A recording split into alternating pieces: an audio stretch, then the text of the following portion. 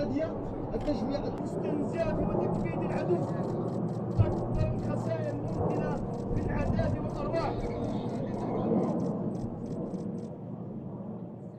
وهي الأعمال التي اتسمت باحترافية عالية في جميع مراحلها وبمستوى تكتيكي وعملياتي ممتاز يعكس القدرات القتالية العالية للأطقم والقادة في كافة المستويات، خاصة ما تعلق منها بالاستغلال الأمثل للميدان والتنسيق عالي المستوى بين مختلف الوحدات المشاركة.